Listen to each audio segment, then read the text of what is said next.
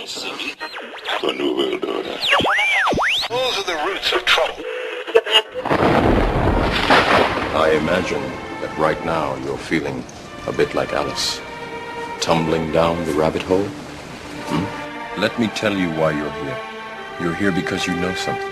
What you know you can't explain, but you feel it. You felt it your entire life. That there's something wrong with the world. You don't know what it is, but it's there, like a splinter in your mind, driving you mad. It is this feeling that has brought you to me. This is your last chance. After this, there is no turning back. You take the blue pill, the story ends. You wake up in your bed and believe whatever you want to believe. You take the red pill, you stay in Wonderland, and I show you how deep the rabbit hole goes. All I'm offering is the truth, nothing more. For we are opposed around the world by a monolithic and ruthless conspiracy that relies primarily on covert means for expanding its sphere of influence, on infiltration instead of invasion, on subversion instead of election, on intimidation instead of free choice, on guerrillas by night instead of armies by day. It is a system which has conscripted vast human and material resources into the building of a tightly knit, highly efficient machine that combines military, diplomatic, intelligence, economic, scientific, and political operations. Its preparations are concealed, not published. Its mistakes are buried, not headlined. Its dissenters are silenced, not praised. No expenditure is questioned, no rumor is printed, no secret is revealed. But I am asking your help in the tremendous task of informing and alerting the American people. And now, welcome to another episode of Down the Rabbit Hole. Here's your host from federaljack.com. It's Popeye. Ladies and gentlemen, welcome to tonight's live edition. It is June 25th, 2013. Tonight I'm going to be getting into a few topics, covering something I talked about briefly last night. I did want to go into it more in depth last night, but as you all know, I decided to devote some more time to exposing war crimes and woodshedding the Iraq War as a whole. So tonight I'm going to be discussing a little bit more about the MOL Comfort, the sinking of the ship. I'm not going to get too into it. I'm just going to throw a little bit more information out there, and I'm going to give my 2 cents on the whole thing. And then there's a few other things I want to cover, including, because before I get into that, I'm going to get into something else. This is the biggie I want to cover. Michael Hastings, the death of reporter Michael Hastings. I've talked about this a little bit, but I want to speak about it some more with what I know about fire science and firefighting and fire and arson investigation because of my experience and the schooling I had, the education I had when I was a firefighter, and the experience I have of being a firefighter for 6 years and fighting fires. So I want to give my 2 cents on the whole car fire thing, and then I'm going to introduce you to something called the Boston Breaks. Now, a lot of people are going to say, Popeye, what's the Boston Breaks? Well, the Boston Breaks method is a method of assassination. And there's been a lot of speculation since his death that they could have remotely controlled a car and slammed it into the tree. And people have said, well, I mean, hackers hacking into a car, oh my God. See, that's a misnomer. You got to stop with the hackers hacking crap. Wouldn't be hackers hacking. Now, intelligence officials have come out and said it is possible to do that and to steer a car into a tree and crash it, or into anything you want and crash it. But this method, it's called there's a method, and I'm sure there's probably multiple methods, but there's one called the Boston Breaks. Not many people know about it.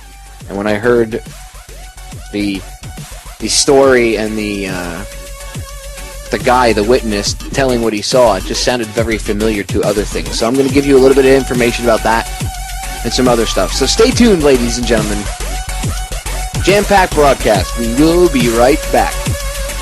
All right, we are back. So, let's focus on the death of Michael Hastings for just a few minutes. In fact, more than a few minutes, because I believe it deserves that.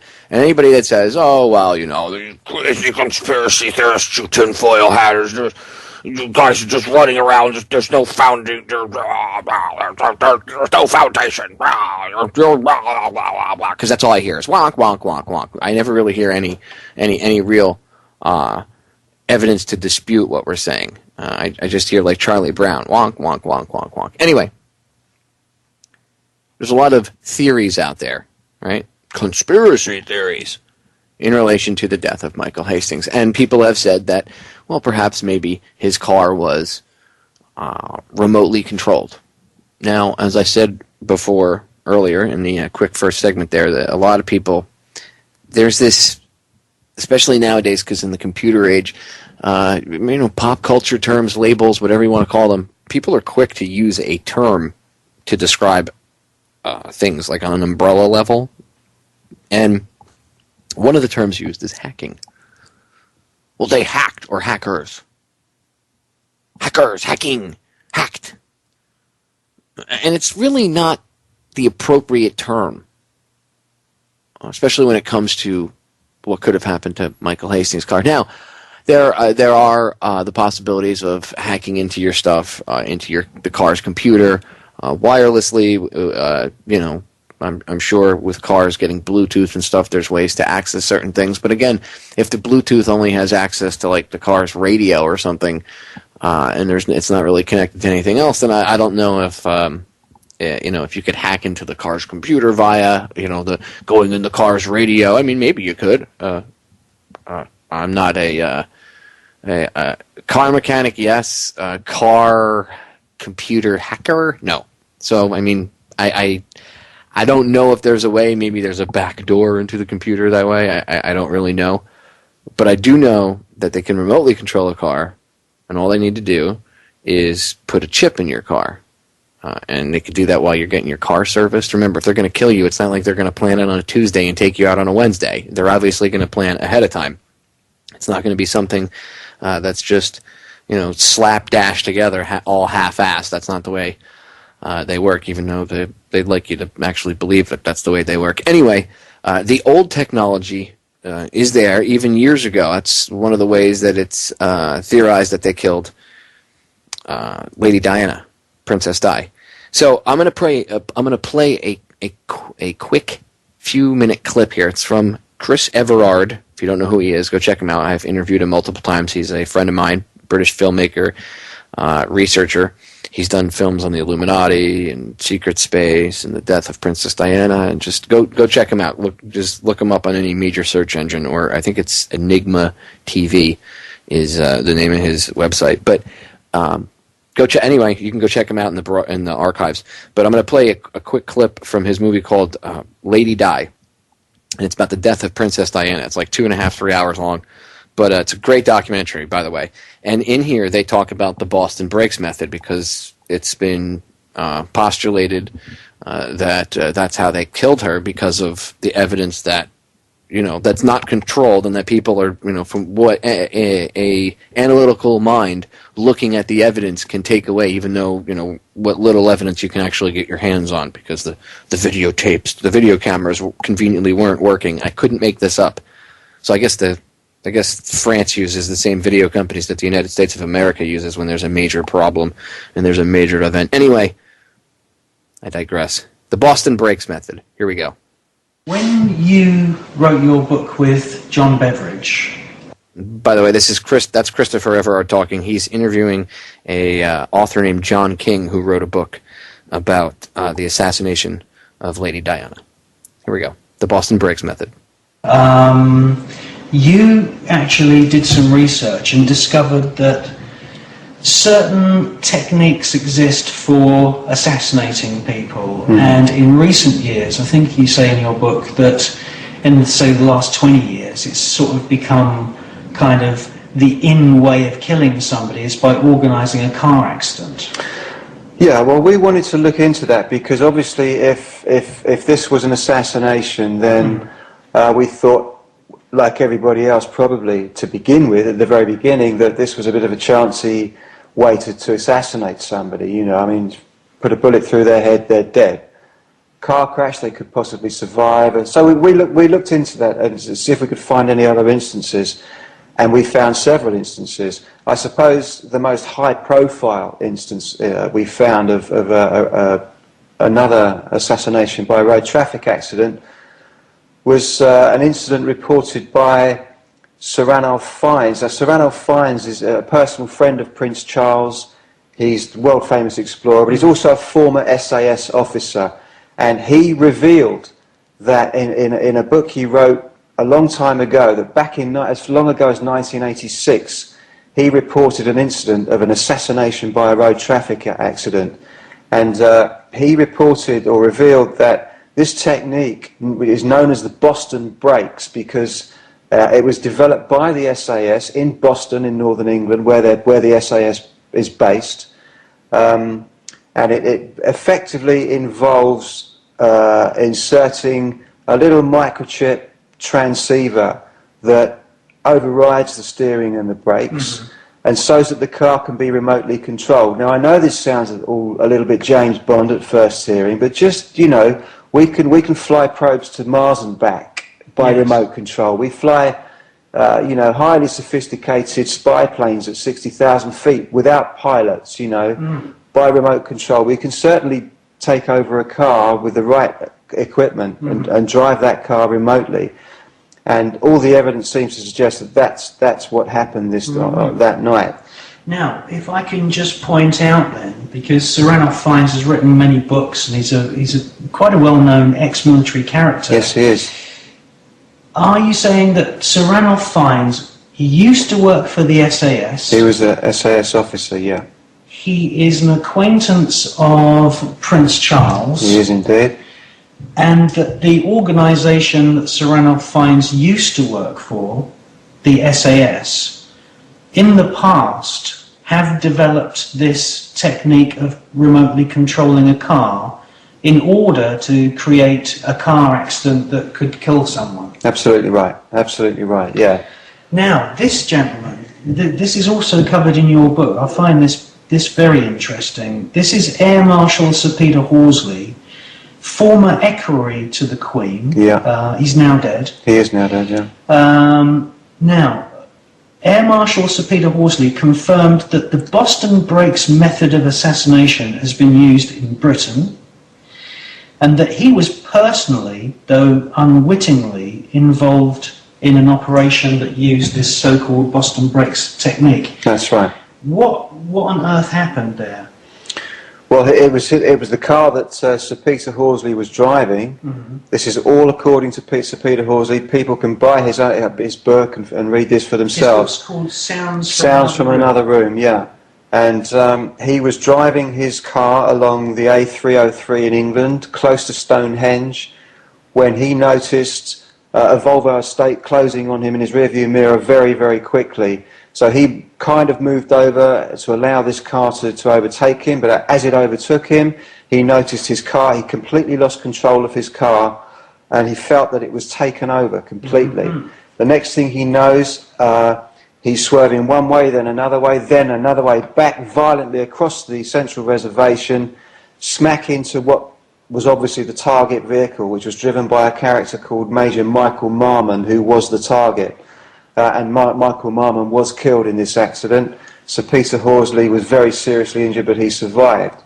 But what's also interesting about that particular incident, Chris, is that it's the way in which Sir Peter Horsley's car moved when it was taken over, because it is identical to what happened to the Mercedes in which Diana died, in that the minute Sir Peter Horsley lost control, the minute Omni Paul lost control, exactly the same thing happened. The car swerved first one way, then the other way, and then back, in Omni Paul's case, into the 13th pillar in that Almont underpass. In Sir Peter Horsley's case, across the central reservation and into the target car. But if you watch computer-generated reconstructions of the crash, certainly Diana's crash, you see specific movement of that car. It's not just taken over and then suddenly it's driven into the pillar. It moves in a very specific way, and it is identical to the way in which Sir Peter Horsley's car was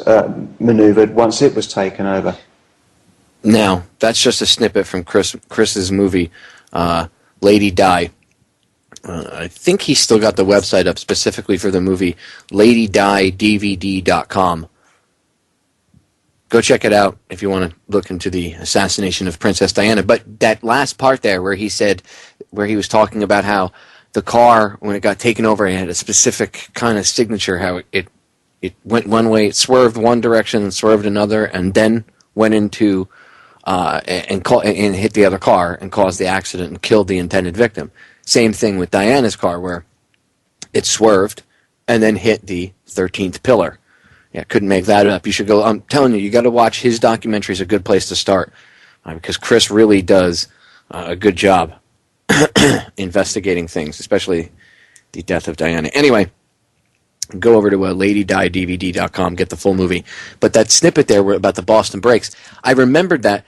I was listening to the accounts of the witness. The Young Turks interviewed him, and they translated it. And he said that he said that Hastings came across Melrose, and when he came through the intersection is when the car sped up, and he said it looked like it fishtailed and then swerved into the palm tree. And I didn't, I was, skeptical at first. I know they could drive cars into trees remotely, knowing this method. So I went back and I listened to this guy's account 3 or 4 times. Now, he says there could have been a dip in the road or something. Maybe that's what caused it because he was going fast. But the way he described it, it sounds eerily similar to the Boston brakes method. And it doesn't mean that the car had to swerve violently from one side to the other, especially if he was on a side street there, a small street, and they already picked out the tree, obviously, where they'd want it to go. Not that hard to guide it in, really. I mean, come on, people. Again, 2013, we can remotely control a rover on Mars. We fly Predator spy planes in Afghanistan, Pakistan, Iraq, from shipping containers in the desert. Here in the United States, in Nevada. So I'm supposed to believe that we could fly a drone at 30,000 feet, 40,000 feet in the air, maybe even higher, remotely. I'm supposed to believe that we can drive around a rover on Mars, another planet. Another planet, not another country, another planet. We're remotely controlling it. Yet in 2013, people find it hard to believe that Michael Hastings' car could have been remotely controlled and taken over and driven into a tree. Oh, that's preposterous. Conspiracy theory, tinfoil hattery, nutbaggery. Really? Think about that for a minute. Again, drones all over the world being flown from here in the States. Here in the States, also, we're controlling a rover that's cruising around Mars. Another planet. But you don't think it's possible to remotely control a car on a street in LA? Really? I'm giving you the raised eyebrow. We'll be right back. Yeah, so I think they killed him. It's not a conspiracy theory. It's an educated hypothesis based on the information that I have available. And that information includes knowledge of the Boston brakes method that I told you about. So many people have no idea that this type of technology exists, which really, again, surprises me because you could watch a whole season of your favorite show on your cell phone while you're on the John. So I don't understand why it's amazing to people that this technology exists. Cars 10 years ago, if you had said, well, you'll be able to stick a USB drive in a car, somebody would have looked at you and said, what's a USB drive? And how are you going to stick it in a car? And now you can drive a car with a 64 gig USB drive on it filled with all sorts of audio. Days and days and days worth of audio.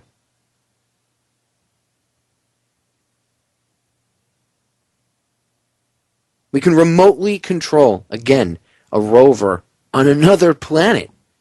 So it should not surprise anybody. It should not come as a surprise to anybody. And by any means, by any stretch of the imagination whatsoever, that the possibility that they remotely steered Hastings' car into a tree should not be, that should not blow your mind. That possibility shouldn't be considered nutbaggery conspiracy theory. You realize that, over 20 years ago, they were remotely controlling Boeing 767s and 757s and crash testing them, taking off remotely, flying them around, and then bringing them back in and crash testing them.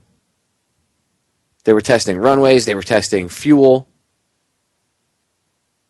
It's all fact. Go look it up. So if they can remotely pilot a big-ass jet, don't you think a car is a possibility? No, that's just out of the realm of possibility, Popeye. That's crazy. The fact that the media, the ones that laugh at this and bash it, oh, those nutbag conspiracy theorists, they think it was remotely driven into a tree. Pfft, that's not a possibility. It is a possibility.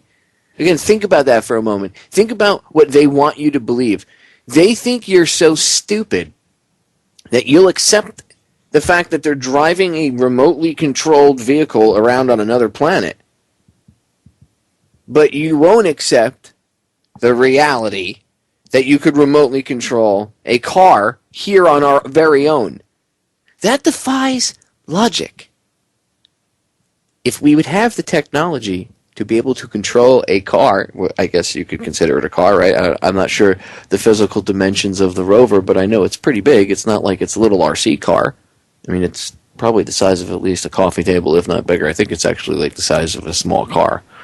But, okay, for all intents and purposes, it's a small, tiny car that they're driving around on another planet.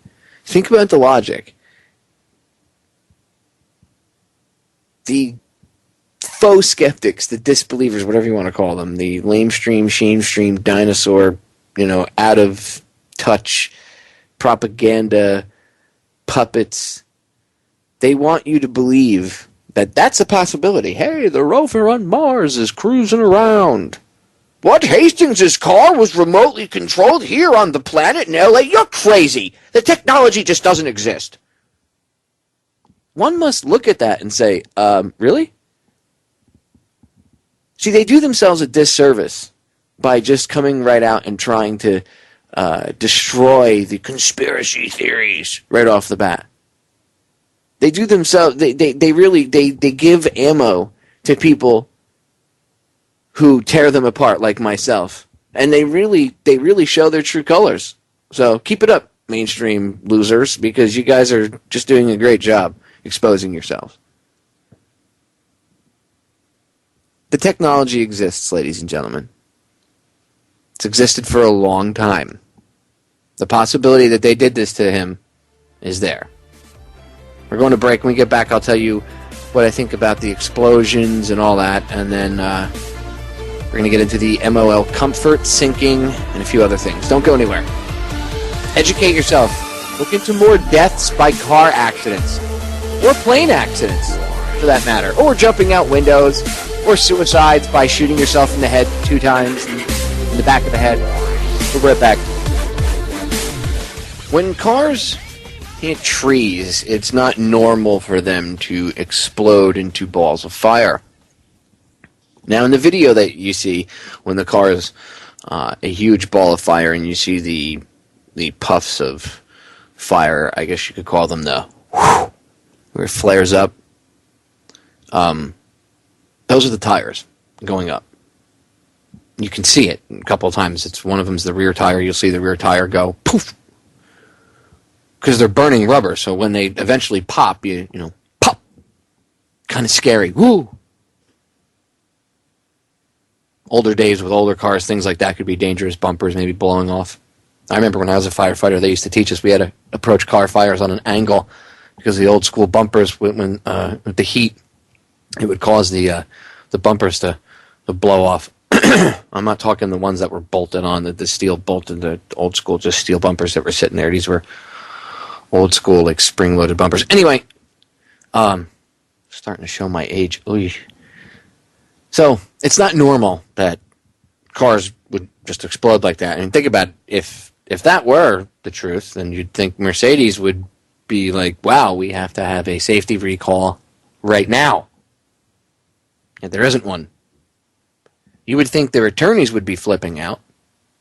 Yet you haven't seen any articles about that, right? You haven't seen Mercedes-Benz going, well, you know, we have to investigate this, and this is really this is a horrible problem, and we're going to recall all those, the addition of the car. I don't know the make and model, or I know it was a Mercedes. I don't know the model number of what it was, but whatever it was, we have to, recall that model number. It's, people die in horrific accidents. You get into an accident with a tree, and instead of the airbags protecting you, the car explodes into a ball of flame, incinerating you. Yeah, real good selling point for their luxury, super expensive cars. Doesn't make any sense. So, let's see what Mercedes has to say. Well, we really haven't seen anything from Mercedes. I know they're investigating it, but I wonder what they're going to come out with. You got to wonder, right? I mean, they're going to not want to make themselves look bad, because I'm sure people are going to go into dealerships to buy a Mercedes and say, "Hey, I'd like to buy whatever kind of Mercedes it was, but your cars blow up when they hit trees." It's a horrible selling point. So you would think that as it stands right now, the company would want to correct that, because that's where the official story is, that the car just hit a tree and burst into flames. And that's what normally happens, because the mainstream media is like, oh, that's normal. You crazy conspiracy theorists, when cars hit trees, they blow up into balls of fire all the time. Really? Really? Really? Think about that for a moment. Just uno momento. Will you? Quickly. Think about that for a second. They want to black box all new cars so they can monitor everything you do. Of course, it's all for your safety. But then you're going to go to the opposite side of the spectrum with that it's normal that cars blow up and turn into a ball of fire, and that the DOT and that the government wouldn't be all over that? When was the last time you saw a car accident? Anyone? Bueller? Come on, this doesn't happen. Cars don't just explode into balls of fire. Not since, like, the Ford Pinto days. Come on, let's use our heads here. Think about this for a minute. Don't you think that Mercedes would be like, oh my God, our cars just burst into flames, we have to recall them? No, obviously they don't normally do that. Don't you think they're going to want to investigate it? So I wonder if there's going to be a real investigation, so it's on the books, court-wise, in case Mercedes gets sued, and then a whitewash one, and then, maybe along with the whitewash one, stretch it out over such a long period of time and fill the news cycle with other stuff that people don't pay attention to. Michael Hastings' death, except the quote-unquote conspiracy retards, right?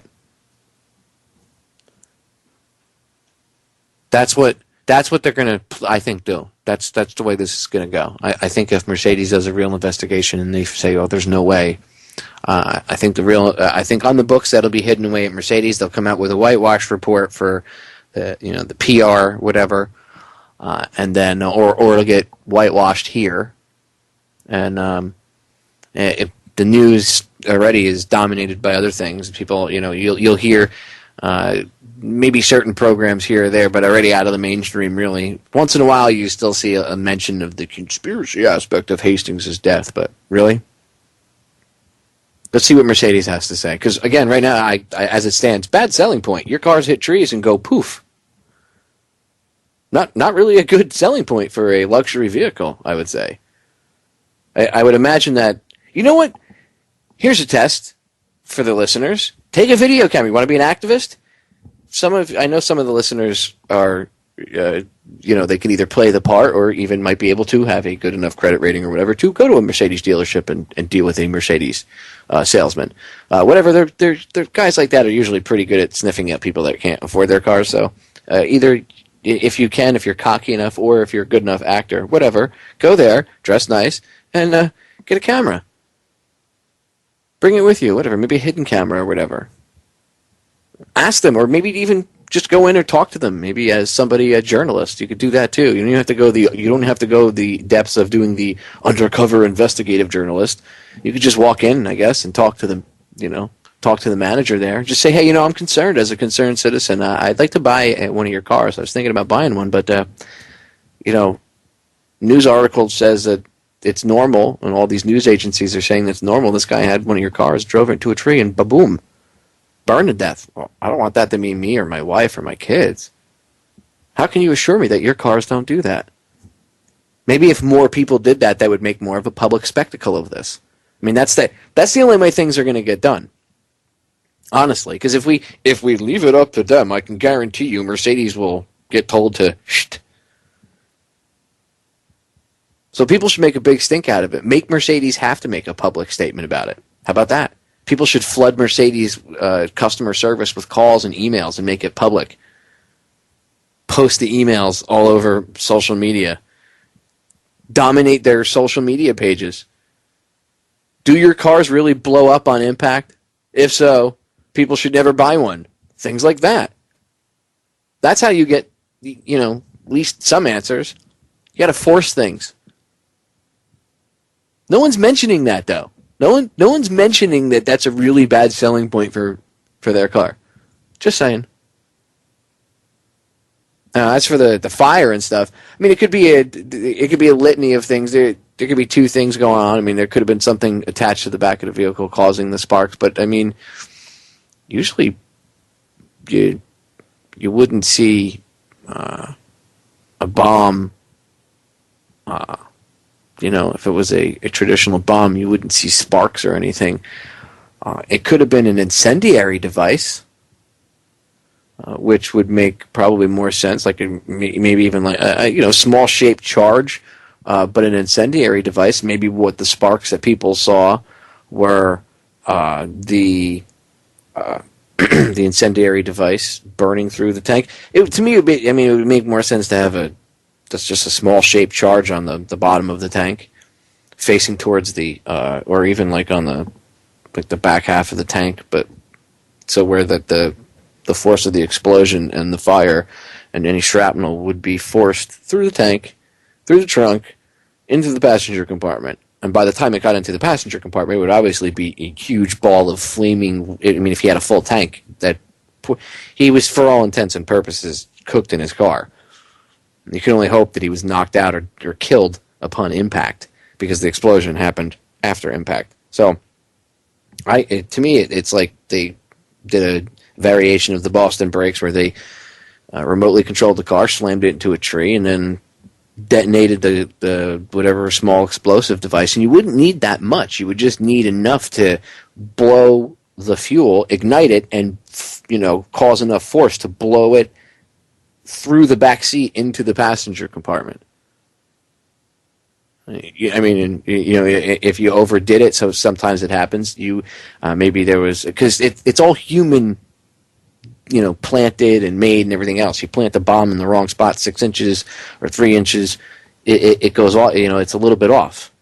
Maybe the guy did. Maybe where Hastings was parked, he couldn't reach up under enough and get it exactly where he wanted to.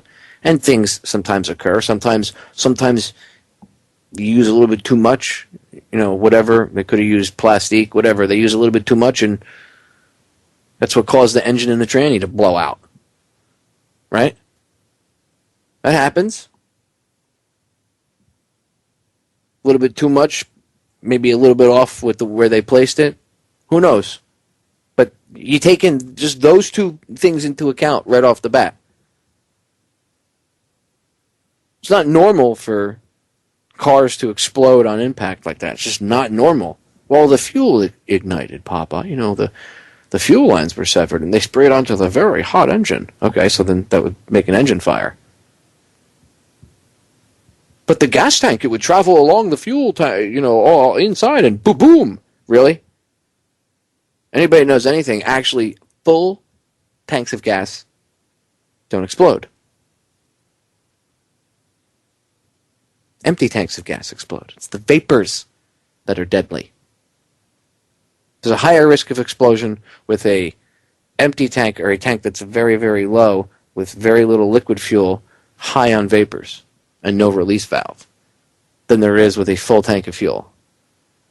Stop believing when you see the movies where a full tanker is driving down the highway and some guy opens up on it with an Uzi and ba-boom, the whole truck blows up and takes out the highway. That's not how it is in real life. Basic fire science, a little bit of research. When I was 18 and I wanted to be a firefighter, I had to go to the fire academy to learn all this stuff. Now, you can go on whatever search engine you would choose. You can learn all this stuff without going through all the training. I mean, obviously, if you want to be a firefighter, you'd have to. But to have this understanding, this basic level of knowledge, and I'm only talking on a basic level here, but you can go educate yourself to this. This is not something that I, as a former firefighter, and only I, as a radio show host, can tell you. And I'm only doing this for hits, because that's what the mainstream media would kind of portray me as, right? Or portray anybody that would come out and try to tell you this stuff as, oh, he's just doing it for hits. That's why he's talking about it. No, you can go educate yourself to this. I encourage you to. Spend a couple hours learning about basic fire science. And learning about car accidents. You'll look at this and be like, But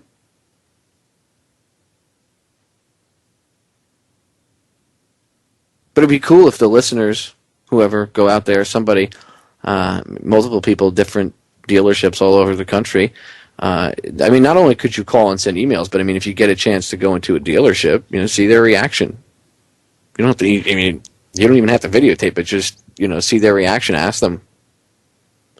And people need to make a stink about the cars. If Mercedes, if the car is really that dangerous, I mean, shouldn't it be taken off the road? Again, the government wants to black box every car for your safety. They want to put DUI breathalyzer blowers. They want to make them mandatory, where the car manufacturer puts them in the car, and you literally, when you buy a new car, they're installed in the new cars. You don't get you don't have the option of getting a new car anymore without these things installed in them. That's what the government wants. For your safety, of course. So I'm supposed to believe that that's for our safety. At the same time, if I believe your official story on the Michael Hastings death, according to the LAPD, that there's no nefarious stuff going on, the car exploded on impact. Well, don't you think maybe you guys should be worried about that? I mean, that could really be a safety problem if that's obviously the truth. Not everybody's an alcoholic and drinking when they get in their car, but cars blowing up when they hit trees, that could be a problem. That's why you can see it's crap. We're going to break. We'll be right back. So, lessons learned here in hour one so far today. It is possible to remotely control cars. Very, very possible. And cars normally do not explode upon impact, and I mean into a ball of fire. Now, look, again, in my career, before I was on radio or did this, whatever you want to call it, information sharing, whatever this is that we do, I hate the term truther, so you're not going to hear me use that. But in a former life, I guess you could say, I did towing and recovery for a very, very long time. I was very good at it. One of the things I was very good at doing was accidents and stuff that some people considered extremely difficult. Some people, the places I worked at, most of them, if not all of them, we did accidents at all of them, but most of them, I ended up being the guy that, I had the reputation for being that guy that would do accidents that nobody else wanted to deal with because they were just a mess, or somebody else went out to go deal with and they couldn't because they didn't know what to do. It was too bad. So I always ended up on the scene. I was into it. I really liked what I did. Not that I liked the destruction, but the challenge of recovering a car 200 feet down a ravine, things like that, or down here in South Florida, recovering something that's 200 feet into alligator-infested swamps, things like that. It's different. So every situation was something different. So you always had to come up with a solution to the problem. And anyway, it was something I liked to do, so I spent a very long time doing it. And I have to tell you, I saw many, many cars hit many, many different things, from trees to bridge abutments to tractor-trailers to other cars, going off cliffs. Cliffs, listen to me, I'm making new words. Cliffs. Getting hit by trains. I've seen airplane accidents, both when I did towing and when I was a firefighter, and when I was in the Coast Guard. I've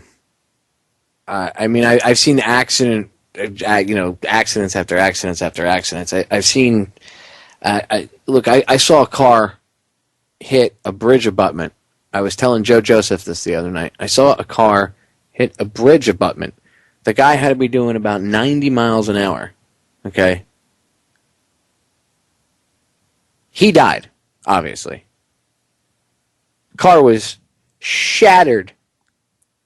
Just shattered. Absolutely shattered into a bazillion pieces. The car went airborne. It hit a guardrail, went airborne, and hit a bridge abutment. And like I said, the guy had to be doing between 80, 90 miles an hour when he went airborne. And he just, right up off the ground, smash!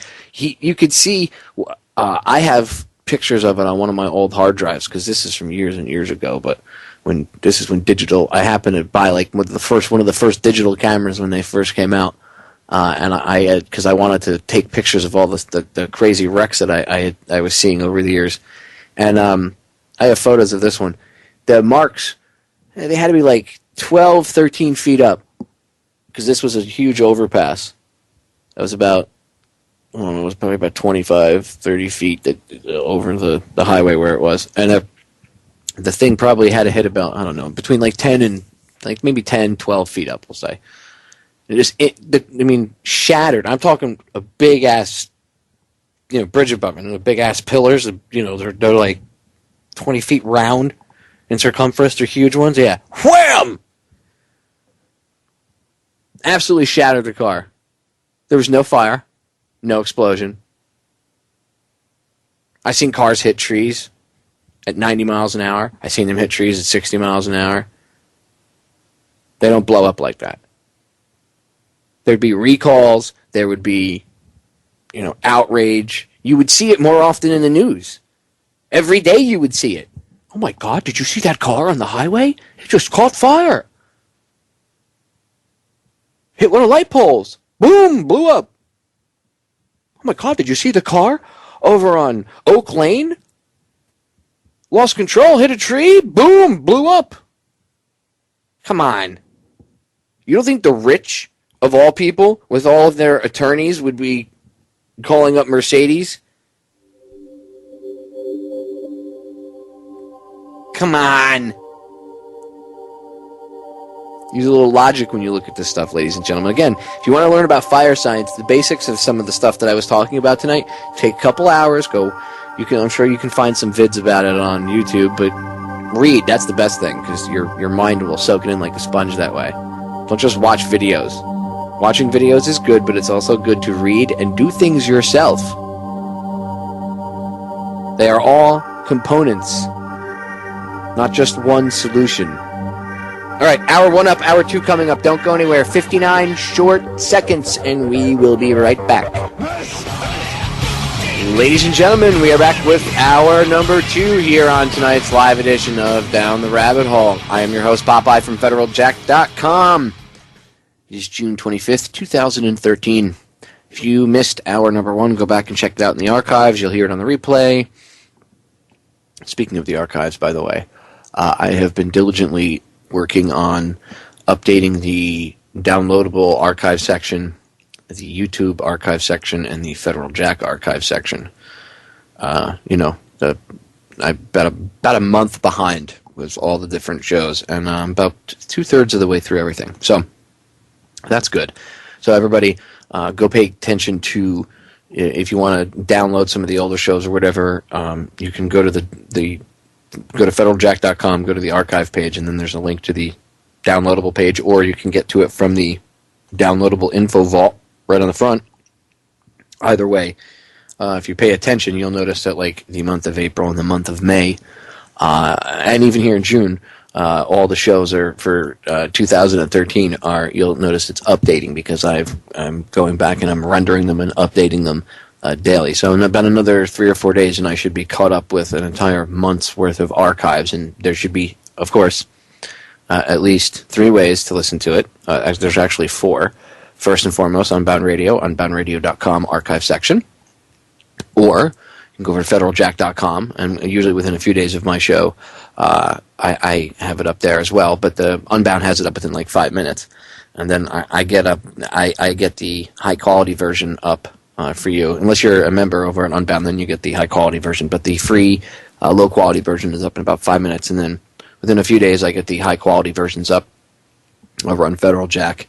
I've just been, behind past couple weeks, as you all know. So dealing with a bunch of different things here and there, but trying to get caught up. So anyway, the other 3 ways to listen to it are over at federaljack.com, the archive page, which when you click it and open it up, it'll open up an archive page, and each title for each broadcast is a active hyperlink. They are listed in order from the oldest to the newest. So that way you have to actually scroll down to the bottom. And when you go down to the bottom, you'll see the newer shows are added there.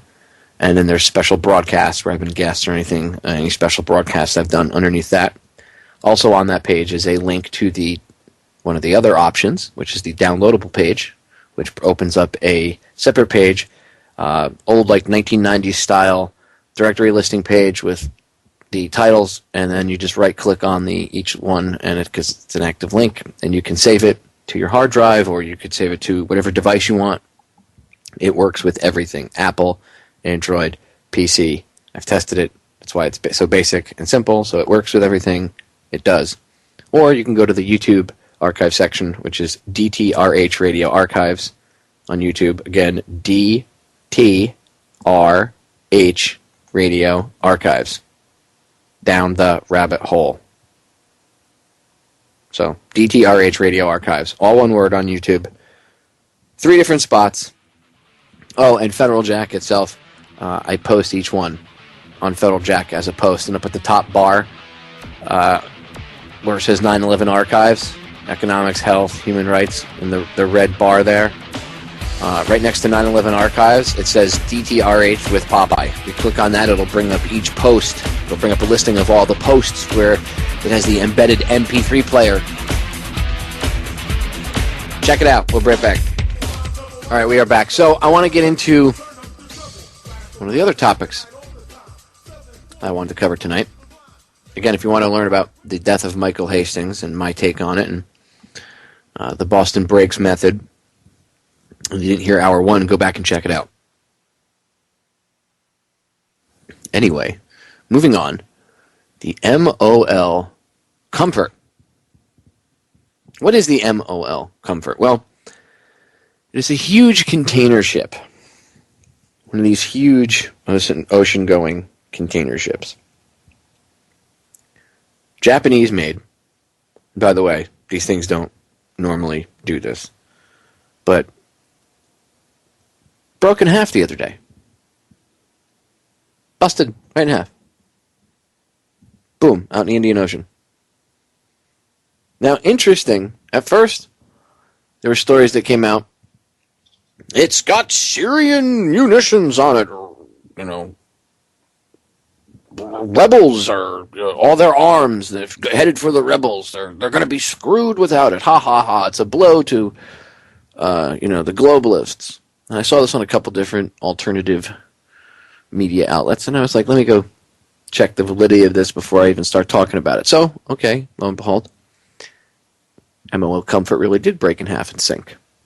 Well, we'll say broke in half, and I'll get to the sinking part in a second. But okay, so the ship really did break in half. Okay, I see different news reports on it from other countries. Okay. But I'm not sure if it still had Syrian arms on it, or arms for the Syrian rebels, I should say, because the Syrian government wouldn't be getting arms from us, or the CIA, or whoever. So, I had to think about this for a few days before I covered it. And I covered it briefly, vaguely last night. But over the past couple of days, I've been watching this, and I find it interesting that there's some discrepancies in the stories. Now, according to the reporting, is that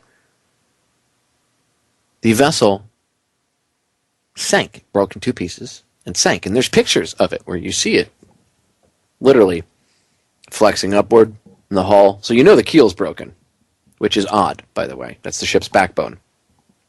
Same way the Titanic ripped in half. This actually serves as a good visual example of what happened, except one part of the Titanic was in the water, so when it ripped in half, it went down. But this serves as a good example. See how it's flexing? The keel, the backbone of the ship, snapped. That's not normal, especially not for one of these ocean-going vessels. Oh, well, it broke. They weighed it out wrong. They loaded it out wrong. First of all, they know how to load these ships out. Second of all, the ships are made to flex as they travel. If they weren't made to flex as they travel, the ships would literally snap in half, like you see in high seas. All ships flex a little bit during travel. Just like all tall buildings are made, high-rises are made to flex a little bit and sway a little bit with the wind. If they didn't, guess what would come crashing down to Earth? That's why there's people like engineers that have degrees that design these things, that know about these things, and that they take these things into account when they design these things. So a keel snapping on one of these ships is very odd.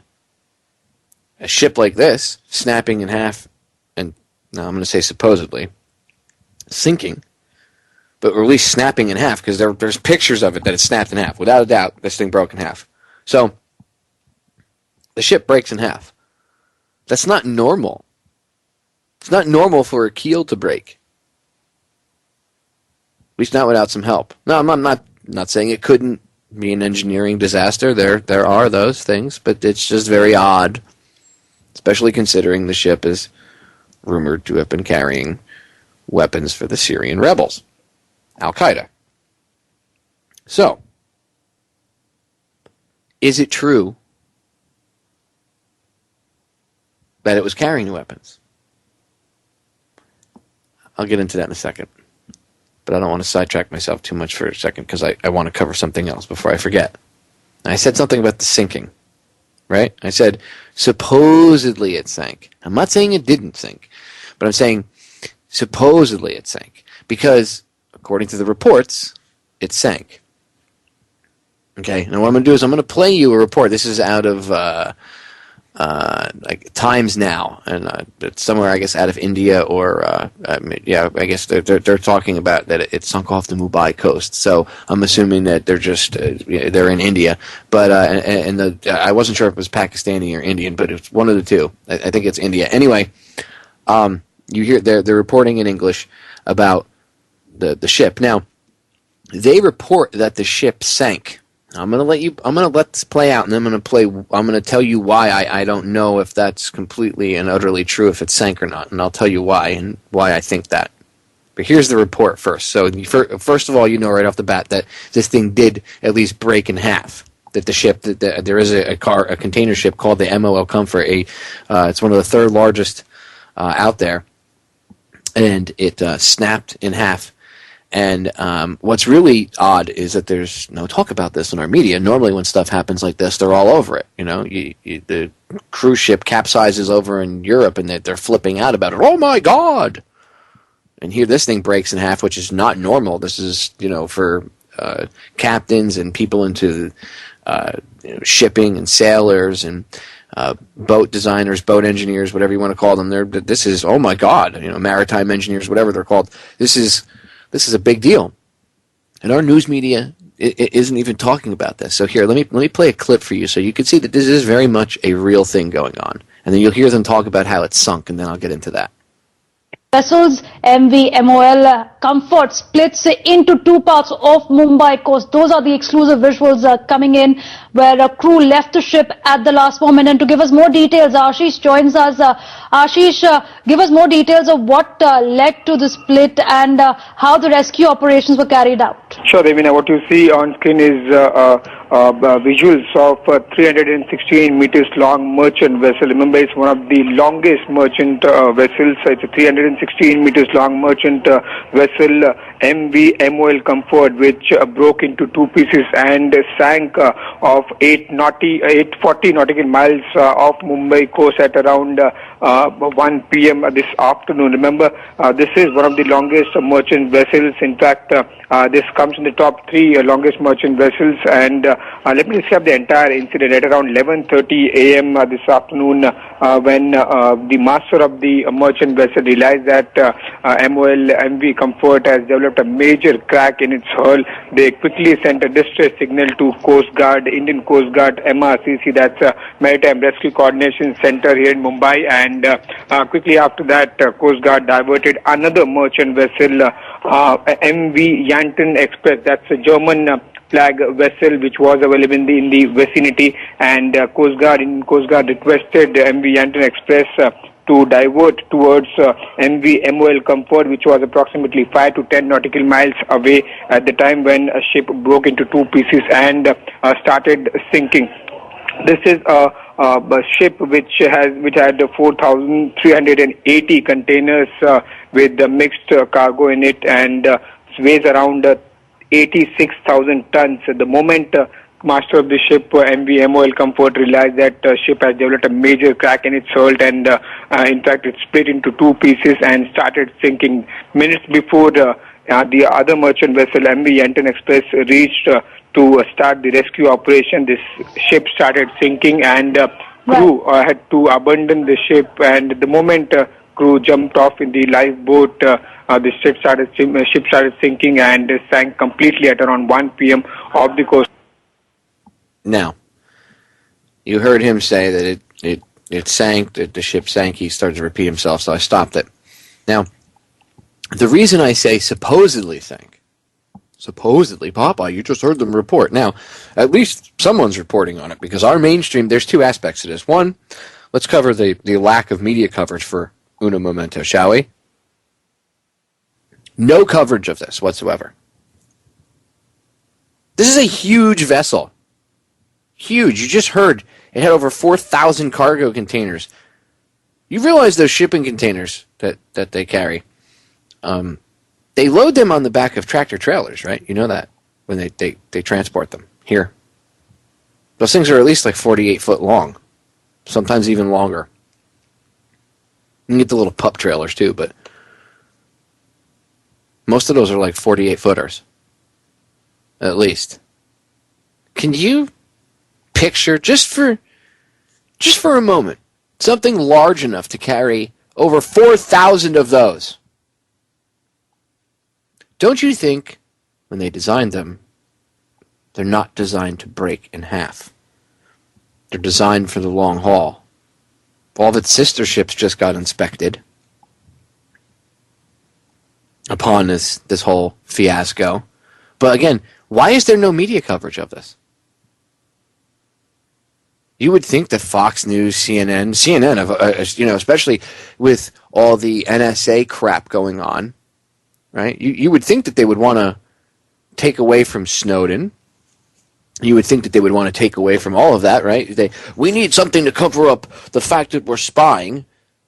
That's why they give you the the Catch Me If You Can fairy tale run around. They keep focusing on how they were duped and Russia and not all the other crap. But you would think that they would want more fluff or whatever to cover it, right? Oh God, a ship breaks out in the Indian Ocean. Woo, right? No coverage of it. What's up with that? That's a little odd. Just a bit. Red flag. Now, I say supposedly it sunk. Because if you go over to vesselfinder.com, in fact, here, let me drop the original article because it's got links to both. Let me make sure this is the right one. Okay, here you go. If you go to vesselfinder.com, you can find, or just look up MOL Comfort sank. I'm sure if you search engine it, it'll come up, and then you'll see a link to a website called Vessel Finder. If you go over to federaljack.com to the Listen Live page, I will drop the link to it in the chat room for everybody over there. Let me do this right here. Boom, in case anybody wants it. All right, so you go look at the article. On the bottom, by the way, is the two links I'm going to mention. It says, oh my God, it sank, it broke in half, blah, blah, blah, blah, blah. So then you scroll down to the article, and it says related news, update on the MOL Comfort. June 24th, June 25th. Now, if you look at the original post, the original story about it sinking was posted on Wednesday, the 19th of June. Well, if I go to the stories that were posted 5 and 6 days later, the 24th and 25th, and I scroll down, and I look at some of what they're talking about, it says update on the damaged container ship, MOL Comfort. It was released by its company owner, and it broke into two parts, blah, blah, blah, sailing under its own power from the 17th of June because the hull fractured in two parts while on its way through the Indian Ocean, blah, blah, blah, blah, blah. It gives, it says, now this is where it says something different than what it said a couple days earlier and what you hear all these mainstream reports saying. It sank. Even the alternative. It sank, it sank, it sank. This is what popped out at me.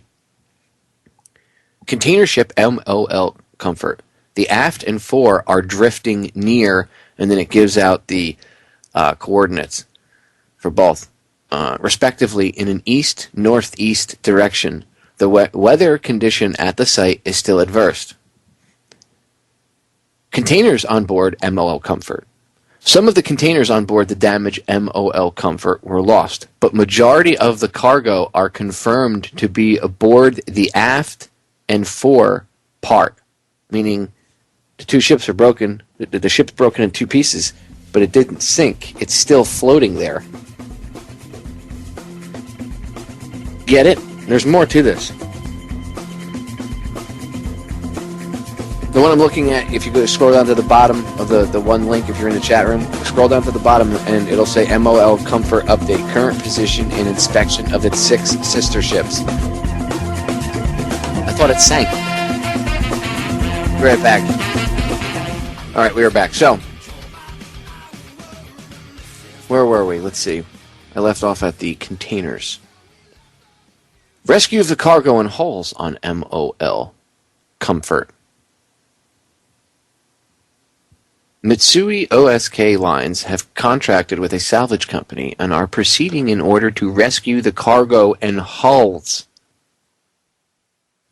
A patrol vessel and 3 other tug vessels are heading to the site, and all of them are expected to arrive within the 24th of June. That would be yesterday. So either yesterday or today they arrived. Where's this dramatic footage of them offloading the cargo from the split-in-half vessels?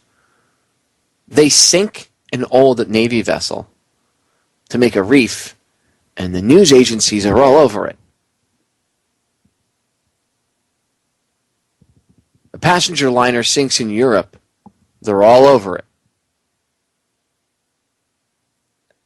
A never-before-seen incident of a ship splitting in two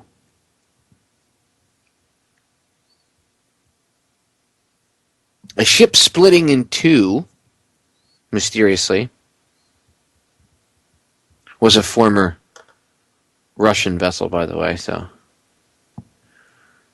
Just saying they could have, somebody who knows somebody could have known that thing was carrying weapons for the Syrians, and they could have done something to the keel.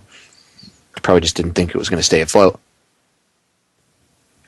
But if this is accurate, these things are actually floating around out there. But it's being reported that they sunk. That's odd.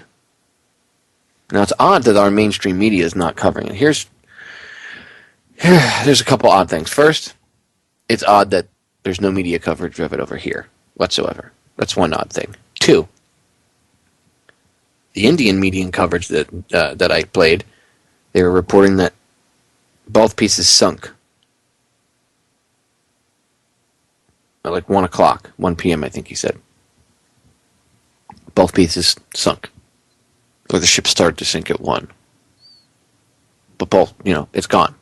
There's some containers floating around, but that's it. Well, there's some containers floating around, all right, but they're floating around on the ship. So it's odd that they're reporting that it sank. It's odd that our media is not reporting it at all. Until you think about the Syrian rebel arms aspect. You realize that India is friendly with our government, right? So, okay, there you go. Method of control. Why our media wouldn't want to cover it is because people would say, oh my God, well, what was on it? And then they would start to look into maybe the theory that there were arms for the rebels on it. And the other thing that lends credence to the fact, well, I don't want to say the fact, the theory, the idea, whatever, that there were arms for the rebels on it, is not only, again, no media coverage from our media, but it's being handled like, the vesselfinder.com, they gave out the coordinates and everything, they're letting you know that they're sending out a recovery team, but from what it looks like, it's being handled like a black op. So it would not surprise me if they were floating around out there with a couple naval vessels, whether it be our Navy or whoever, some, NATO Navy. It could be even the Indian Navy with the help of whoever, certain professionals, whatever, offloading the cargo off of these two ships. Why is there no footage of, I'm sure at least the Indian Navy's out there. Why is there no footage of them rescuing or salvaging the ship? Why is there no footage of the salvage company heading out there? I'm willing to bet that there's more than just a single salvage company going out there. It's probably guarded by naval vessels. I mean, if they're not telling you that, if they're telling you that it sank, they're not telling you that it's floating out there, then they're hiding something. So now we have to speculate as to why they're hiding and what they're hiding. I mean, you have to put on your speculative cap. You have to. They're telling you that the ship sank. Our media is not telling you about it at all. Their media is telling you the ship sank. But it's not. It's floating around out there. Why would they lie to you? Well, maybe that lends some credence to the idea or theory, whatever you want to call it, that it was carrying munitions for the Syrian rebels, and they just don't want people to know that. Because how fast did that thing get loaded? Right back. So we should question this. This is very strange. It's odd that you do not see our media discussing this at all. I mean, again, you would think that they would take advantage of a ship sinking, something dramatic, something movies are made of. You would think that they would take advantage of this to cover the and not cover as in we should cover it, but cover like as in cover up.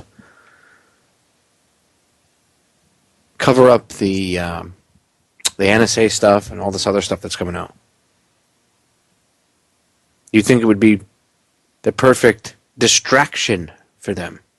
So why are they not discussing it? Because normally they would. So this is odd. It's odd that you don't see any of the world's media covering it, besides some of the media over there in the Middle East. That's it.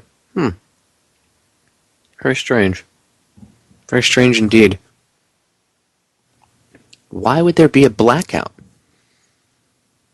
Why would nobody be discussing this? I mean, maybe it's just a ship that broke in half, and there's nothing to it. There's no Syrian rebel arms, munitions headed to them. There's none of that on board at all. It's all fake. It's all conjecture, speculation. Then why not cover it? Because it's not a false event. It obviously happened. So why not cover it? Doesn't make any sense. None at all. Put on your logical thinking cap for a minute and think about it. Doesn't make any sense. Unless you're trying to cover up what you were doing. People would say, well, they admit that they're helping the rebels now. Yeah, but when did Obama admit it? And when did the ship set sail?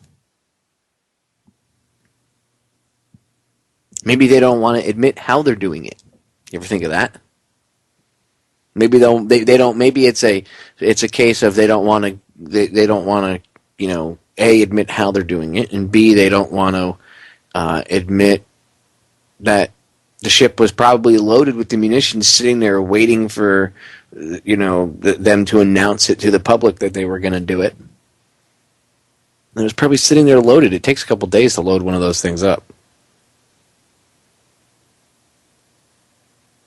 properly, anyway. They don't do it in like an hour and a half and then set sail.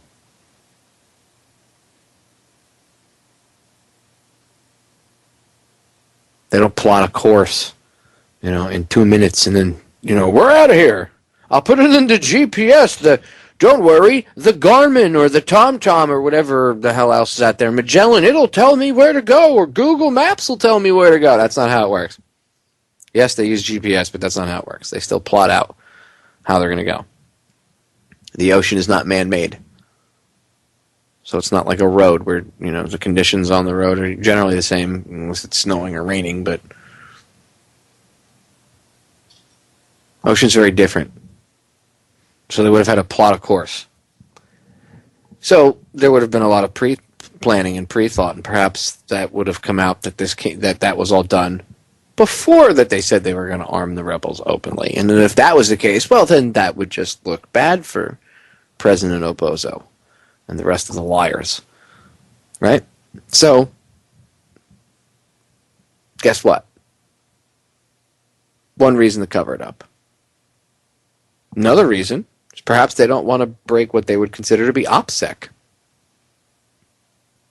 Tipping off anybody how they were going to bring the munitions in. I mean, you can't really believe that they were just going to, drive the munitions into the rebels. However, they're going to bring them in through Turkey. Well, maybe. How are they going to bring the munitions to them? From where, though? Usually, how they do it is they have vessels deliver them into a port, whether it be a cargo vessel. In the case of the Georgian conflict, they used Coast Guard vessels to bring arms over. They're real disgusting.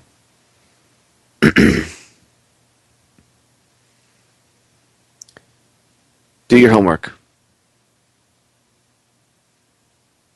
Because that'll make you question this kind of stuff when it happens and when you see the lack of certain things.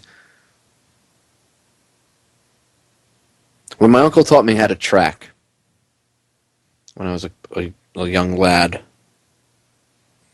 my uncle taught me how to track through the woods. Animals, people. When you track, and any experienced tracker, this is just one basic fact, I'm not going to go into the whole spiel of it, but one basic tenet of tracking is you don't look for what's there, you look for what's out of place. You have to know what everything that goes on. You have to know the surroundings, so that way when there's something that's out of place, it sticks out like a sore thumb. That's how you're able to find tracks easier. because you understand what animals live in the area and what natural tracks and footprints should be on the ground and what shouldn't. That's how trackers work. I mean, if you're going to track a person like through the woods or whatever, that's... So when you're looking for facts, do the same thing. Understand the surroundings, understand everything, you have to have at least a basic, if not, I would say, more in-depth, but understanding of everything around you. And then look for what's out of place. In this case, it would be the lack of media coverage, or the altered media coverage from India compared to what you see on, like, Vessel Finder, where they're dispatching tugs out there to go, and a patrol craft to go out there and, secure the two halves that are floating around out there. What about the U.S. Fifth Fleet? You don't think they're floating around out there anywhere close by, perhaps? 5 days? I would say there's probably something out there that was close enough to go check it out. Perhaps a sub floating around out there. Hey, we're going to divert you guys. Go check on this. Keep an eye on this. So the Indian Navy can get out there. I mean, you don't think that kind of stuff happens? They put a no-fly zone for like 4 or 5 miles, maybe 10 miles around the area of the ship. No-fly zone, no crossing, no man's land, basically. You can't, no vessels, whether it be on the ocean or in the air. You don't think that they would do something like that? No, it never happens. Really? BP oil spill. How far away was the Coast Guard blocking people from getting out to it? You tell me.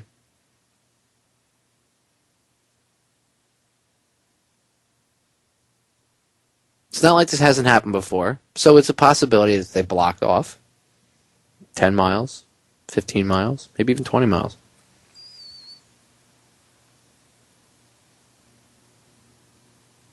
No fly zone around it. No vessels. They offload the cargo, and then they'll sink the ship, the two pieces. I'm sure they're going to let it sink. I'll be surprised if they actually tug them back in. I'm sure the tugs are just being sent out there for show. I'm sure when they get out there, they'll probably sink the thing and say, oh, we couldn't save it. It'll be easier to, Or they'll be bringing it back in via tug, and one of the tow lines will snap, and the piece will be sunk. We watched her go down in a huge storm. Sure. So I'll be surprised if they actually bring it back into port. But if they do, they might bring it back into port. I mean, who knows? They might actually bring it back into port for inspection to figure out what did it, so they can try to at least figure out what happened. But if they do that, it'll definitely be secretive. And then that thing will be loaded onto a much larger vessel and brought to wherever for inspection. So yeah, maybe they won't sink it. Maybe they will tug it in. I don't trust them. There's a lot of shadiness to this, and I spent a couple days keeping an eye on this whole thing. That's why I wanted to talk about it tonight, because I noticed that nobody else is discussing this at all, if anybody even really knows about it. And I had barely touched on it last night because I wanted to go a little bit deeper into it last night, and I didn't. And so I knew I needed to focus on this, especially the more and more research I do looking into this. Look what I found. Don't you find that a bit odd? I do. There's updates from the past couple days saying that they're out there. They should be on their way out there to get the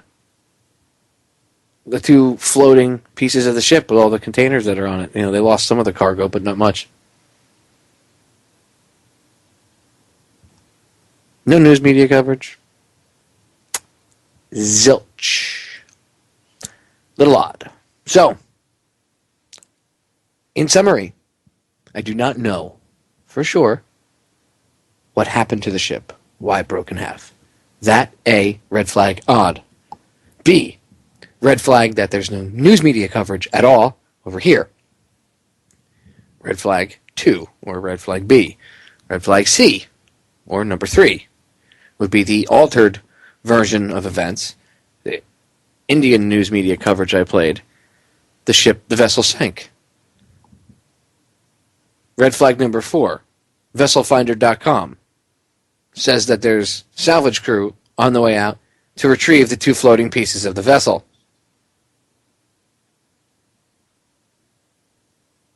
This is not conspiracy theory. This is facts. So you're being told that the ship sank, but they're sending out a crew to tow back in the 2 floating sections of the vessel that sank. You can't have it both ways. Either the vessel sank, or it's floating, it broke in half, and it's floating around out there, and you're going to go recover it.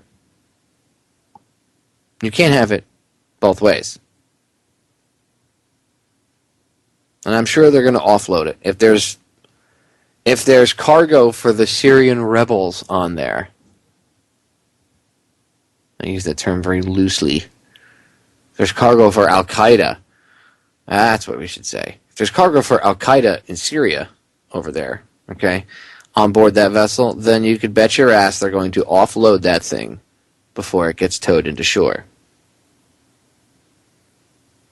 Now, I allowed myself to put on my speculative hat for a little while tonight and cover what I think maybe they're doing out there with different vessels, but the fact remains that the reports of the vessel being salvaged, and I don't mean that it was sunk and that they recovered it. They sent a dive team out there. No! It's not what I'm saying at all. I'm saying that this thing is floating around out there. So if those reports are accurate, and there's no reason to believe that they're not, you know, Lucy, you got some splaining to do. You know what I'm saying? Obviously, there's something wrong with that. They're hiding something. If they're telling you it sank, and there's no media coverage over here, and then you find out that there's conjecture, rumor, has it, we'll say, that it had weapons for the Syrian rebels on it, well, it makes a little sense why you wouldn't want anybody to know about it. Just saying. Just saying. So, I don't know what happened to it. We need to look into this further. But, very odd happening so far, what I've found over the past couple of days. Investigate it.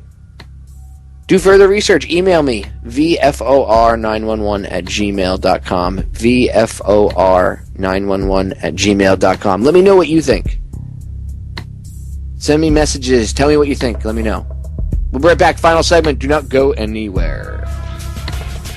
All right, ladies and gentlemen, finishing up. I actually forgot something I wanted to tell you about Michael Hastings really quick, so I'm going to throw this in here really quick. I just noticed somebody in the chat room asked a good question. It says, so what is the cargo? Well, if they were bringing weapons to the Syrians, right, the rebels, if this was already sitting there and it was loaded with weapons and munitions, whatever, Lord knows what could have been on the container ship, right, even vehicles, whatever. They send them stuff over there, equipment and whatever they were sending over. And if it was sunk, perhaps it was, as I said, it used to be a former Russian vessel. There was speculation that perhaps the Russians did something behind the scenes to kind of intervene and stop the weapons from getting into Syria, because it's just going to, giving them weapons is going to prolong the civil war that's going on over there. That's what it is.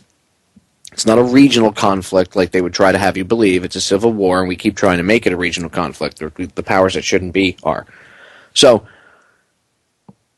why I would say to investigate the ship sinking, why I would bring it up, is because if it was carrying rebels for this, or if it was carrying arms for the Syrian rebels, right, or the Al-Qaeda that's over there, and equipment, and it suddenly, a ship like that doesn't break in half, and it just suddenly breaks in half, well, perhaps, especially considering when you go look at the ship used to be, it was the former owner, it was formerly APL and I don't remember what the rest of the ship name was, but before it was MOL Comfort, it was APL and then another name, and the APL is Russian. It's a Russian company. So the ship was owned, and operated by a Russian company. So I mean, not too far fetched that somebody might know the ins and the outs of the vessel or have access to that the blueprints and know where to perhaps put a charge or do something. Maybe while it was still in port, weaken the keel, and then underway, with all the weight, it flexes, snaps. They were hoping it would sink and look like, oh God, the vessel broke in half. What a coincidence, No connection, no explosion, no connection to any shadiness or anything like that. Perhaps there was an explosion on board and they're just not telling you about it. Again, what news media covered? So you really don't know the facts of what happened. You just know it from what there's the Indian coverage. There's one piece from the Indian news agency, and there's another one from another English-speaking news agency. I think it was somewhere in Europe. But that was it. That was it. 2 quick little snippet pieces that I was able to find, and I played the one from India for you. So if it had weapons on it, then yes, it would make sense that they would sink it, but perhaps Russia would do something to, try to stop the weapons from getting there. So that's where I was going with it. That's why I bring it up and I say, that's what got me to look into it and all the weirdness, and I was like, okay, there's some weirdness going on. Anyway, really quick, Michael Hastings, right before he died, well, not right before he died, probably, I would say, I think it was like 14 hours, 15 hours later, it says, he sent an email, and then 15 hours later, he dies in this horrific car crash, right? Well, the email that he sent, and let me scroll down here so I can find the email for you and read it to you. He sent it to a couple different people. So it says, hey, the feds are interviewing my close friends and associates. And then it continues on to say, also I'm into a big story, need to go off the radar for a bit, and I don't have the full email in front of me, but I have the bits and pieces from this New York Daily News article that I'm reading. And if you want, you can go look it up yourself over at dailynews.com. It's titled, Michael Hastings Sent Panicked Email About FBI Probe Hours Before Death. And I will throw a link to it really quick. Here you go. Boom. Dropped it into the chat room over on federaljack.com. Go over to the Listen Live page if you want to see the link. But if you're listening to this on replay, rebroad, or whatever, you can just go find it over at Daily News. Just type in Michael Hastings Daily News. But I'm sure Michael Hastings sent panicked email, and that should bring up the title enough, and you'll see the article. So he basically sent out an email about 15 hours before he died to a bunch of friends and associates, saying that he was worried that the feds were on his tail, investigating him. They've been bugging his friends and everything else and other people about him. And he was going to lay low for a little while, and the next thing you know, he dies in a single car accident into a tree where suddenly the car explodes into a huge ball of fire, and that's all perfectly normal. You're not supposed to question it, because if you do, you're a freaky conspiracy theorist. There is no journalistic integrity, ladies and gentlemen, with these people. I'll give... I got to give the Young Turks credit. I usually don't like giving them credit because I have a tendency to disagree with them on many things, but at least they're covering this stuff, and even though they're reluctantly covering the conspiracy end of it, at least they're even talking about it. With a logical mindset, anyway, somewhat. So, with that, ladies and gentlemen, we're out of here. We're out of time, so use a little bit of logic. Look at this stuff. Look up the Boston Brakes method. Again, they can remotely control drones and a rover on Mars. I think they can remotely control your car. Shouldn't be worried about hackers hacking your car. You should worried about the intelligence services remotely controlling it. All right, we're out of here, ladies and gentlemen. I love you all. Don't be afraid of anything. Live your life fear-free. I'll see you all again tomorrow night. Remember, the solutions to our problems are an inside job. It's inside of you all. Love you all. I'm out of here.